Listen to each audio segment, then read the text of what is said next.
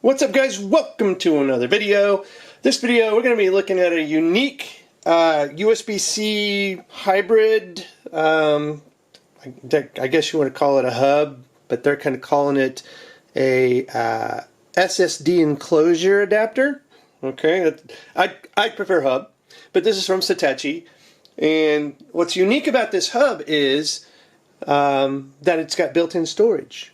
Okay, now you've got to add the built-in storage, it doesn't come with it, but it's got that ability, which is kind of taking that USB-C hub that usually only gets us like SD card support for storage, or USB, you know, like 3.x, 3.1, 3.0, you know, like thumb drives, and maybe even some portable SSDs that are that USB 3 genre built in. So that's what's pretty kick butt about this. And let's go ahead and take a look at the box, and then we'll take a look at the device. We always got to look at the marketing, right? We got to look at that first. So again, Satechi, if you're familiar with them, we've reviewed a lot of their products on the show. I'm a fan. They have great quality products, and I've never been disappointed with Satechi. Okay, I'm going to put that out there. I'm not going to bring to you something that I wouldn't recommend and use myself.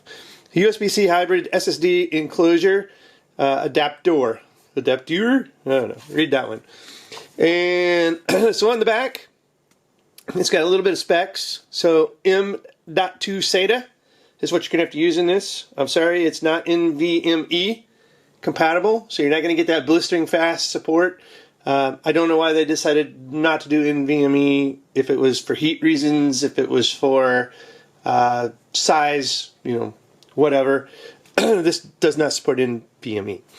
But there are several different models of the M.2 SATA SSDs. So we've got one here that works, and you're more than welcome to check the show notes. I'll have links for both of these. You can get the same setup, and this works pretty darn good.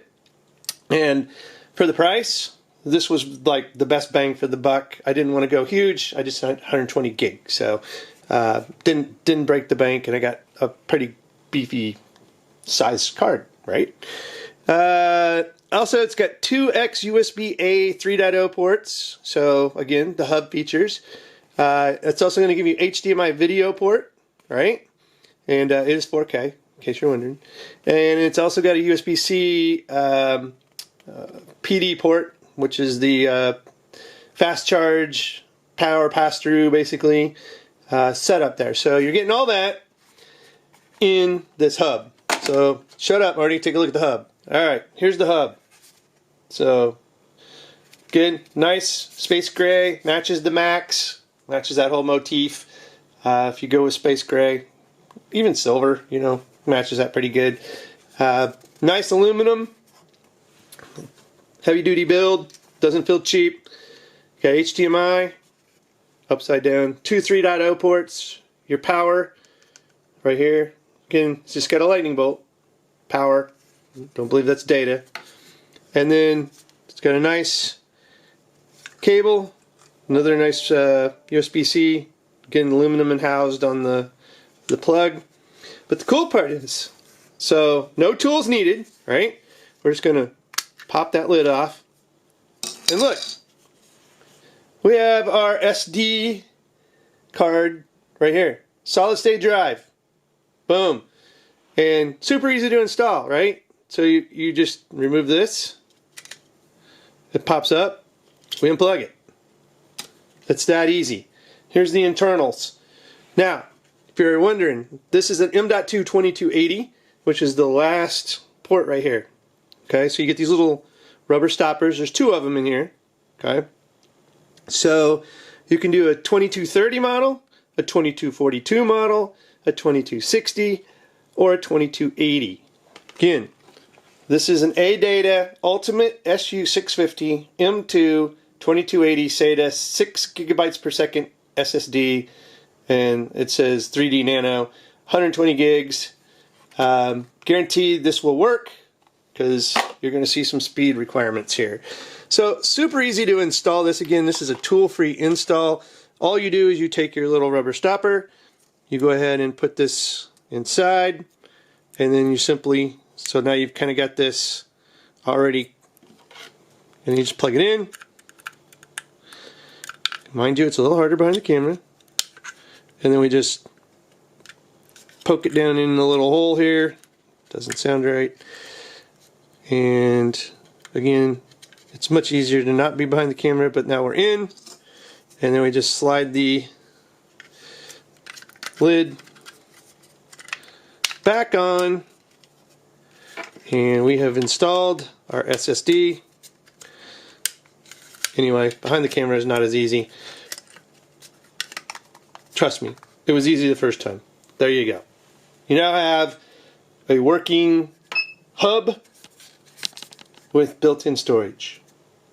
Super cool. Now, we're going to do a speed test. I'm going to plug this into my MacBook Pro M1, and you're going to see what kind of speeds we're going to get through this. Again, it's not NVMe, so don't expect like 1,000 megabytes per second or whatever, or 900 megabytes per second. We're going to be realistic. You're going to get USB, 3-dot speeds, maybe close to Thunderbolt. And you'll see this here in a sec. So let's pause the video. We'll take this over. We'll plug it into the Mac, and we'll give you some speed tests, reads and writes. And we'll be right back, and we'll wrap up.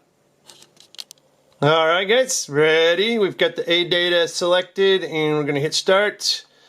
And we're off to the races. So we're getting about 400 megabytes per second, right? And let's go over and do the reads. Look at that. 530 basically, 528 megabytes per second read.